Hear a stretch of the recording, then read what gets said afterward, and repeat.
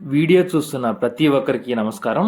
రాష్ట్రంలో ఎన్నికలు జరిగే మే 13వ తేదీన స్థానిక సెలవుగా ప్రకటిస్తూ రాష్ట్ర ప్రభుత్వం శుక్రవారం ఉత్తర్వులు జారీ చేసింది. కేంద్ర ఎన్నికల సంఘం ఆదేశాల మేరకు మే 13న సెలవు ప్రకటించాల్సిందిగా జిల్లా కలెక్టర్లను ఆదేశించింది. దీనికి సంబంధించిన జీవో కాపీ జీవో నంబర్ 630ని మీరైతే ఇక్కడ చూడొచ్చు.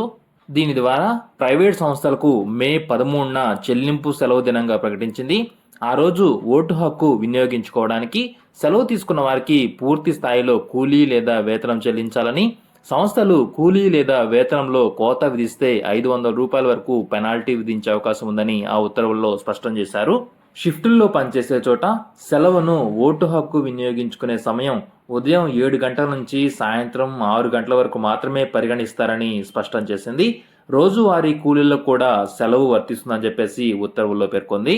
అలాగే విధులు నిర్వహించకపోతే ప్రమాదం లేదా భారీ నష్టం సంభవించే పరిస్థితులు ఉన్న ఓటర్లకు ఈ సెలవు వర్తించదని రాష్ట్ర ప్రభుత్వ ప్రధాన కార్యదర్శి జవహర్ రెడ్డి గారు ఉత్తర్వుల్లో పేర్కొన్నారు.